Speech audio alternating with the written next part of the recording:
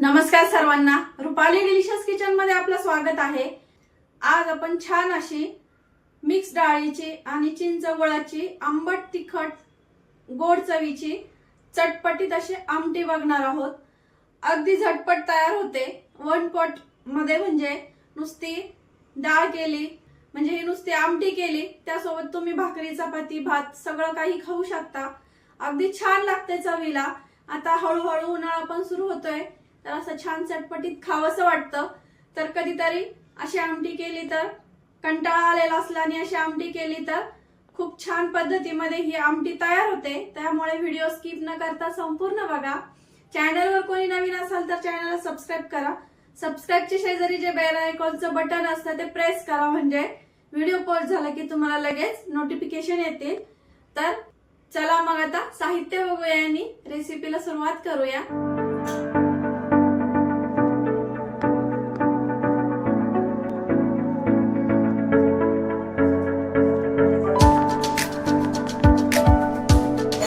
तर आपण आज मिक्स डाळ आणि चिंच गुळाची छान अशी चटपटीत आमटी करणार आहे। त्यासाठीचं जे साहित्य घेतले ते बघूया। मसूर डाळ घेतली पाव वाटी तुरीची डाळ पाव वाटी, मुगाची डाळ, हळद, चिंच आणि थोडासा हिंग आणि यामध्ये आपल्याला थोडंसं तेल लागेल। तर ही मी 2 ते 3 लोकांसाठी करते। 2 ते 3 लोकांना आरामात पुरते। तुमच्या घरात किती माणसं आहे त्यानुसार तुम्ही इथं क्वांटिटी वाढवून घेऊ शकता। आता आपण डाळी छान धुवून घेऊया। स्वच्छ धुवून घ्यायच्या छान अशा, स्वच्छ पाणी निघेपर्यंत। आणि जे बाकीचं फोडणीचं जे साहित्य आहे ते मी नंतर दाखवते, म्हणजे कन्फ्युजन नको व्हायला म्हणून असं दाखवलंय। आणि स्टेप बाय स्टेप आपली रेसिपी समजल्याच जाते त्यासाठी। तर सर्व डाळी एकत्र करून स्वच्छ धुतल्या तरी चालतात, तसंच केलंय मी इथं। आता आपण शिजायला टाकूया। आपण कुकरमध्ये शिजवणार आहे।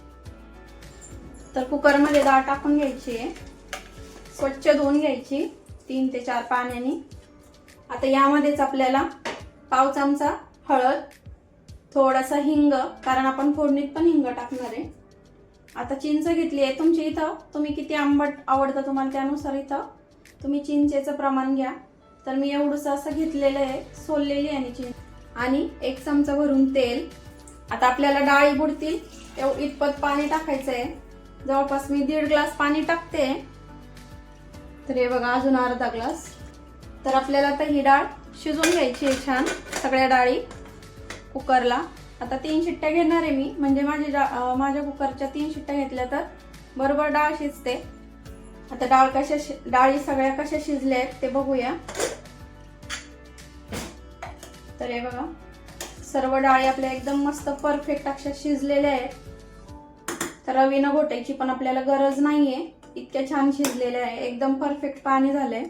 आता यामध्ये आपल्याला थोडंसं पाणी टाकायचं आहे, थोडंसं पातळ करून घ्यायचं आहे। बरं गरम टाकलं तरी चालेल किंवा थंड टाकलं तरी चालेल। तर थोडंसं अर्धा ग्लास पाणी टाकलं इथं, पूर्ण 1 ग्लास पाणी टाकते आणि नंतर लागलं तर आपण पुन्हा टाकूया फोडणी दिल्याच्या नंतर। आता फोडणीचं साहित्य बघूया। तर फोडणीचं जे साहित्य आहे त्याची तयारी मी आधीच करून घेतली आहे। डाळ शिजते तोपर्यंत तयारी होऊन जाते, एकदम अशी झटपट बनणारी आहे। तर टोमॅटो घेतला 1 मध्यम आकाराचा, अर्धा इंच आलं आणि लसूण ठेचून घेतलाय, थोडीशी कोथिंबीर, कढीपत्त्याची पानं आणि हिरव्या मिरची अशी आपल्याला थोडीशी कट करून घ्यायची आहे। पूर्ण नाही घ्यायची, पूर्ण कट नाही करायचे। आणि फोडणीसाठी जे साहित्य लागणार आहे ते बघूया। मोहरी, जिरं, घरगुती लाल मसाला किंवा मिरची पावडर, हळद पावडर, धना पावडर, चवीपुरतं मीठ आणि 2 चमचे गूळ घेतलाय। 1 चमचा चिंच घेतली तर त्याला 2 चमचे गूळ घ्यायचा किंवा साखर घेऊ शकता आणि हिंग। आता फोडणी देऊन घेऊया। तर इथं कढई गरम करायला ठेवली आहे। तुम्हाला तुपात फोडणी द्यायची असेल तर तुपात देऊ शकता किंवा तेलात। आता मी इथं तेल टाकून घेते 3 ते 4 चमचे। खूप जास्त तेलाची गरज नसते या आमटीला, अशीच खूप छान लागते, कमी तेलकटच। तर 3 ते 4 चमचे तेल टाकते, तुम्ही कमी अधिक करू शकता। आता तेल छान असं कडकडीत असं गरम होऊ द्यायचंय, म्हणजे आपल्याला छान अशी चुरचुरीत अशी कडक फोडणी देता येईल। तेल गरम झालंय का बघूया। तर तेल छान गरम झालंय, थोडासा गॅस कमी करूया। पाव चमचा मोहरी, मोहरी छान तडतडू द्यायची आहे. पाव चमचा जिरं. जिरं छान फुललं की आपल्याला इथं लसूण टाकून घ्यायचं आहे. लसूण पण आपल्याला छान असा तांबूस रंगावरती येऊ द्यायचा आहे. लसूण टाकला की थोडंसं हिंग टाकूया. वरणात पण शिजताना हिंग टाकलेला आहे, त्यामुळं थोडा कमी टाकायचा. आता फोडणी छान परतून घ्यायची आपल्याला. ही लसूण छान तांबूस झाला की आपल्याला कढीपत्त्याची पानं टाकून घ्यायची आहे. कढीपत्त्याची पानं छान परतली की टोमॅटो टाकून घेऊया.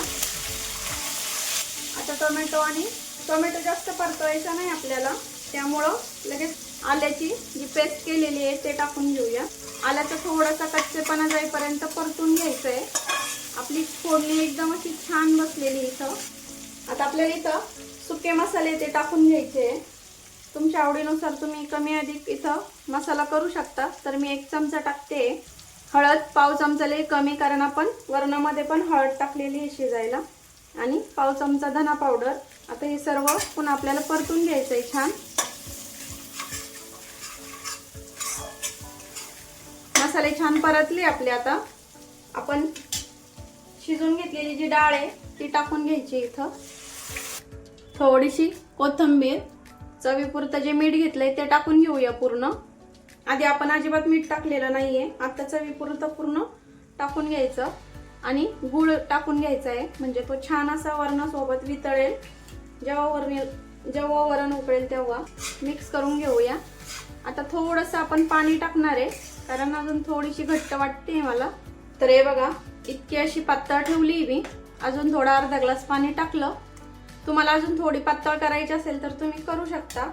तुम्ही तिखट वरणही म्हणू शकता याला, आंबट गोड चवीचं. तर सर्वात शेवटी आपण हिरव्या मिरच्या टाकूया. त्याची थोडीशी चव लागली पाहिजे, फक्त इतपतच आपल्याला लास्टला टाकायची आहे. आता हे आंबट गोड जी आमटी आहे ती आपण 5 ते 7 मिनिटं छान उकळून घेणार आहे. म्हणजे चिंच गुळाचा जो फ्लेवर आहे तो छान असा डाळींमध्ये उतरेल आणि खायला छान अशी टेम्पटिंग चटपटीत अशी आपली खाताना अशी छान अशी चटपटीत आपली आमटी लागेल. तर आता मी 5 ते 7 मिनिटं छान अशी उकळून घेते ही आमटी, किंवा आंबट गोड वरण पण तुम्ही म्हणू शकता.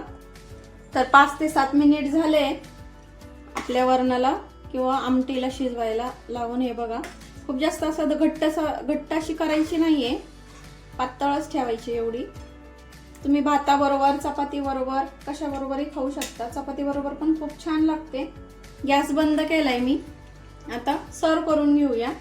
तर असा गरमागरम आपला भात आणि त्यासोबत अशी मस्त आंबट गोड आपली आमटी, त्यावरती थोडंसं साजूक तूप.